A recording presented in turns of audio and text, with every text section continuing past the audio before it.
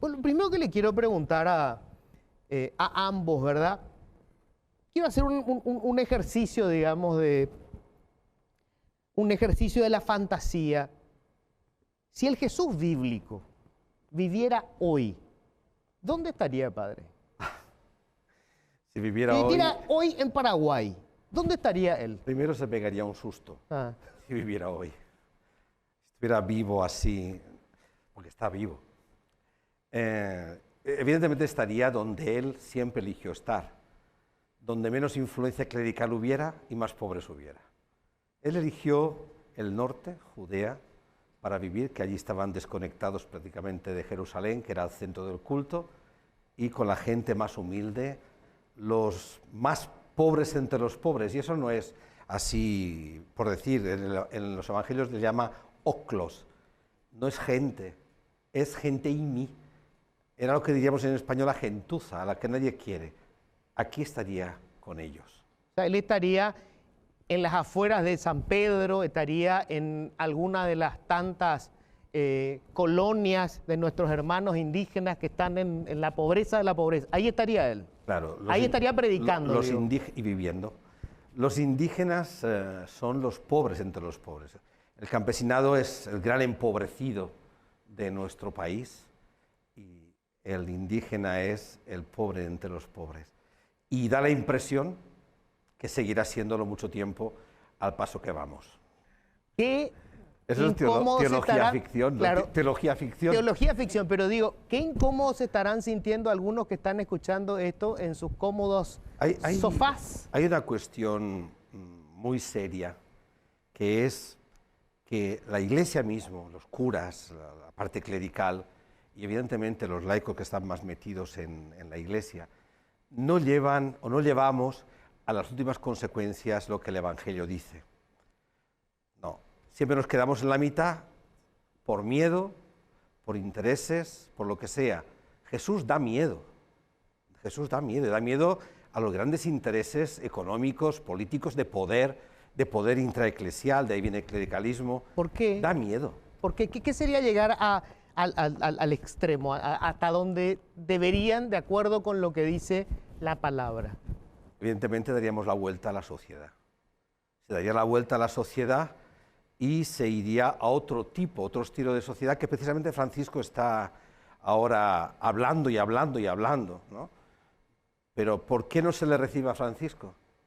Por la misma razón que no se le recibe a Jesús. Es más fácil tener devociones que opciones. Y la gente tiene muchas devociones, pero opciones por Jesucristo muy pocas.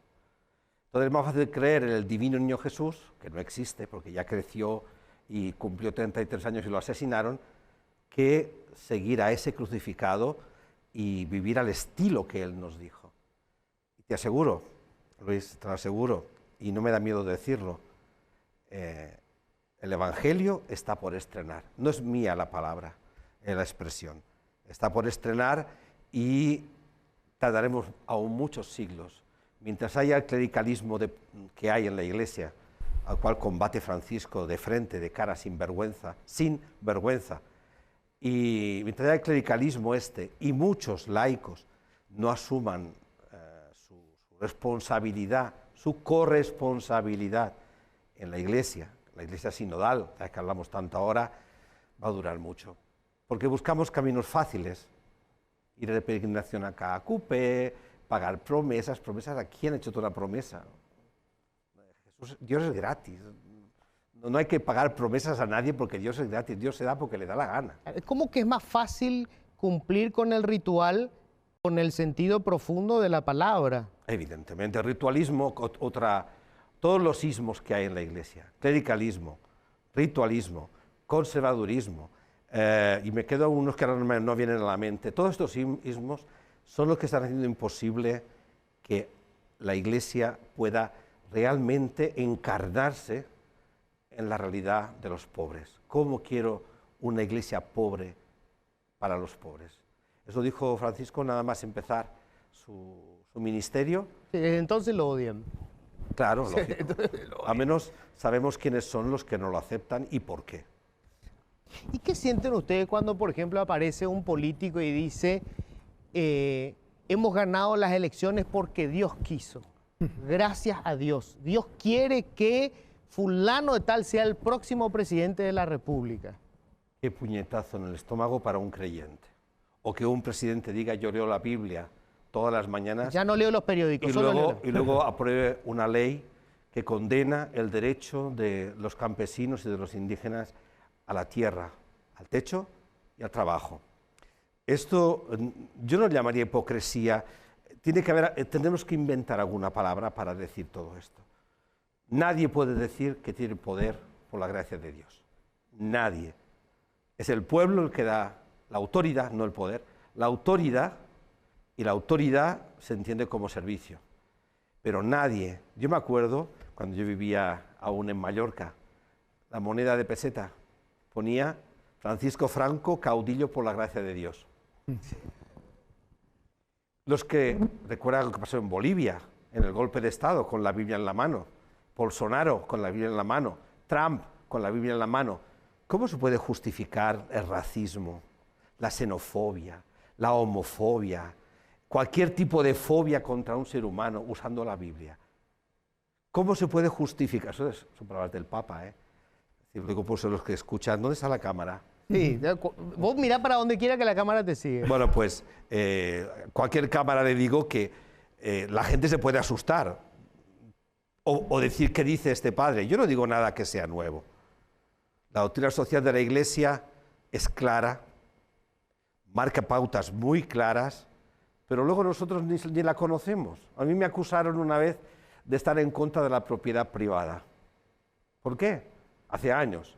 Porque dije que la propiedad privada tiene una hipoteca, que es el derecho del pobre a tener. Y eso no es mío, eso es antiquísimo en la Iglesia. O cuando yo defendía el principio de subsidiariedad. ¿Qué diferencia hay entre una organización dictatorial o una organización democrática? Respetar al que está abajo. Todo lo que puede hacer una entidad más baja no lo tiene que hacer la de arriba. Se quedan así. El principio de subsidiariedad es un principio fundamental en la Iglesia. Y la misma Iglesia no cumple en muchos de sus estamentos. ¿Por qué? Porque es más fácil controlar con mano férrea cualquier cosa que permitir que la gente tenga autonomía, se realice a sí misma, etcétera, etcétera. Por eso, cada vez que oigo que por la gracia de Dios alguien tiene una autoridad, también eclesiástica, no solamente civil, a mí me revuelve el estómago.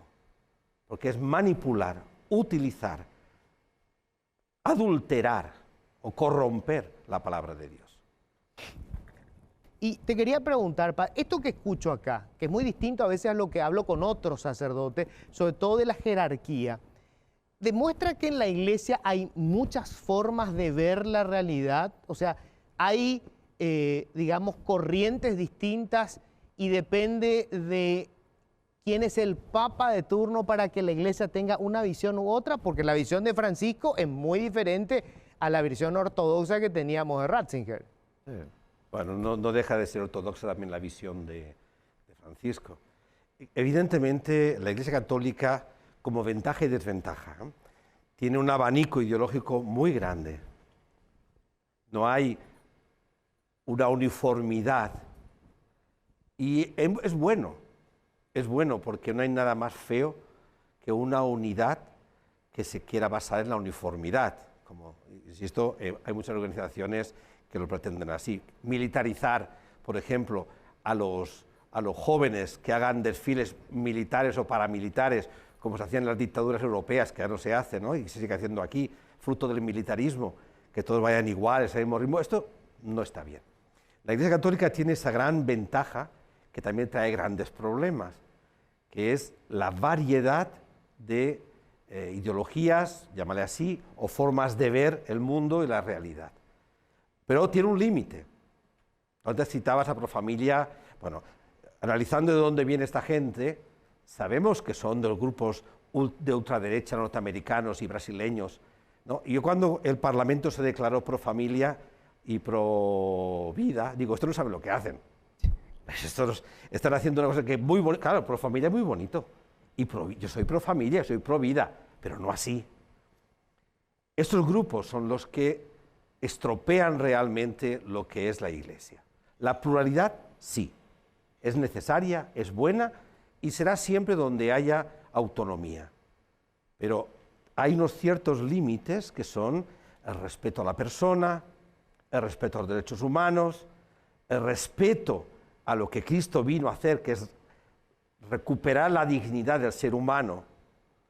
Cuando una asociación, un movimiento, ya no respeta eso, yo no puedo defender la vida atacando a otros. Eso quiere decir que mi defensa no vale nada. Cuando uno tiene que defender lo suyo atacando lo de los demás, es que lo tuyo no vale. No, el baile paraguayo es más bonito que el baile brasileño. Cuidado, el baile paraguayo es muy bonito y el brasileño también. El mío vale porque vale y porque es aquí. Y esta gente utiliza mucho el ataque. En España, vamos, ahora se nota muchísimo. Yo voy siguiendo y hablo con mis amigos, digo, ¿qué pasa? Porque yo estoy escandalizado. Eso no fue el país que yo dejé, de ultraderecha, con Vox. ¿Y a quién acompaña la ultraderecha? Esos grupos, movimientos que se dicen cristianos no católicos, esos son movimientos católicos. En algunos lugares se ha asimilado, pero son movimientos evangélicos, nacidos en Estados Unidos, promocionados con Brasil y que han ido por todo el mundo, que en el fondo lo que quieren es apoderarse de la política de ese lugar, como consiguieron hacer en Brasil y consiguieron hacer en Estados Unidos y en más lugares, porque en los países latinoamericanos cada vez más los evangélicos de ultraderecha, no todos son así, se están queriendo apoderar de la política civil de las naciones. Y empiezan como así, pro vida, pro familia. ¿Quién no es pro familia? Familia, ampliamente hablando. En el fondo, estas son campañas políticas. Sí, son campañas políticas. De la ultraderecha, ahora se puede decir mundial, ya no solamente norteamericana y brasileña. Sí. Es política. No es política. Es partidismo. La política es buena. Yo admiro al Papa Francisco, y se me nota.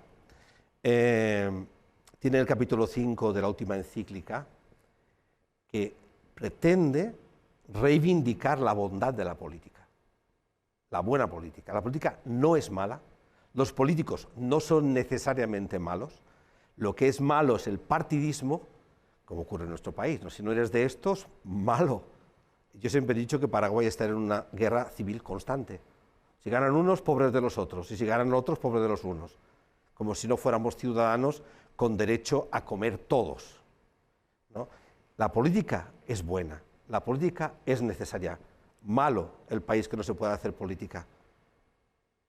Pero estos grupos, lo que hacen es inclinar la balanza hacia la ultraderecha e ir haciendo que el odio, la xenofobia, el racismo, la homofobia, vayan cuajando en la gente y sin darse cuenta la gente dice cosas que dicen ellos. Por eso hay que ir con mucho cuidado. Yo me sorprendí gratamente con el comunicado de la Conferencia Episcopal Paraguaya. Yo no sé si hay en este momento un retroceso de los sectores más conservadores en la cúpula de la Iglesia. ¿Podemos decir eso? No lo sé, pero lo cierto es lo que tú dices. Pero es que ha sido ya un extremo. Es decir, hemos llegado a un extremo cuando han desalojado a estos indígenas. Hemos llegado a un extremo que hasta el más conservador tiene que levantarse. Es decir, hay pluralidad en la Iglesia, pero hay límites, yo insisto, hay límites. No puedo decir que soy cristiano cuando yo apoyo directa o indirectamente lo que hemos visto. Ya los desalojos de campesinos con esa violencia que se hace, 100 policías contra 40 personas ahí tirándole las casas. ¿Qué excusa pueden encontrar ahí? ¿Qué justificación ética, incluso política, se puede encontrar para esto? Y yo comprendo muy bien que los obispos, igualmente con lo que están diciendo ahora las homilías de KQP, han visto que seas conservador, seas avanzado, que a veces en el cristianismo no hay que hablar en esos términos, esos otros términos, pero en fin, para entendernos, hay límites. Y los límites los pone la vida, el derecho de esos hombres a vivir. A mí me dicen, por ejemplo, ciertos grupos ¿De dónde vienes? Pregunto. Ah, de dar gloria a Dios. Ah, entonces vienes de defender a los pobres y de la dignidad humana. Porque la gloria de Dios es que el hombre viva y que viva en plenitud. No son palabras mías. Y claro, dices, bueno, ¿es menos ir a misa? No, la Eucaristía es fundamental, porque es el caracú, donde nosotros compartimos, celebramos y agarramos fuerza. ¿Para qué? ¿Para qué agarramos fuerza? Pues para construir el reino de Dios. Es la única obligación que tenemos los cristianos. Solo tenemos un mandato nosotros, no es el del amor. El del amor no te pueden mandar a amar. Uno solo, uno. Y ¿para qué somos cristianos? El para qué. No por qué, ¿para qué? ¿Para qué? ¿Para qué somos cristianos? Solo tenemos una razón, que es cambiar el mundo, construir el reino de Dios. No tenemos ninguna razón. Cualquier cosa que haga la Iglesia, sea jerárquica, sea del pueblo, sea lo que sea, que no sea para construir el reino de Dios, no es de la Iglesia. Será muy bonito, será lo que quieras, pero no es del pueblo de Dios. Porque la única misión que tenemos es construir el reino de Dios. Y todo lo otro son mediaciones para. No puede faltar la Eucaristía. Qué interesante, ¿verdad? Un ateo capitalista y dos miembros de la Iglesia con un discurso zurdo. Mira, solo una cosita. Sí. Al Papa Francisco le preguntaron, ¿usted qué dice que le llamen comunista? Dice, los comunistas hacen muchas cosas buenas. Dijo, pero yo les recuerdo que el cristianismo era 2000 años antes de Marx. Sí, era difícil que pudieran ser. Entonces, el que siga a Jesucristo, llámale como quieras, todo depende de dónde estés tú. Entonces, el que siga a Jesucristo no es ni comunista, es cristiano. Y ahí está la gran diferencia. Pero ¿quién lo puede entender eso? Un político no lo entenderá jamás, porque su visión del mundo, su filtro es ese, zurdos, de derechas, todo eso. No, yo no soy zurdo, yo soy cristiano.